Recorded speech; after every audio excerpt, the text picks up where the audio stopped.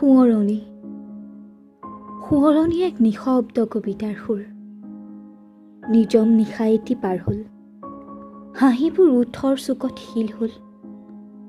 উৰে এটো ৰাতি তৰা গণিলোঁ, হেৰুৱা সময়বোৰ সোঁৱৰণিৰ সুৰ হ'ল। নদীৰ কাষত নিয়তিয়ে চিঞৰিলে, আৰু মিঠা সুৰবোৰ নিশব্দতাত বন্দী হ'ল। নাজানো কেনেকৈ পাৰ হয় ৰাতিবোৰ, নাজানো কিয় নিবিচাৰাকৈ ধূসৰ হয় স্মৃতিবোৰ। আজি সময় মাথো হৈ ৰ'ল সোঁৱৰণি, সময় তই ৰৈ যা, কাষ পৰি জিঞ্জা।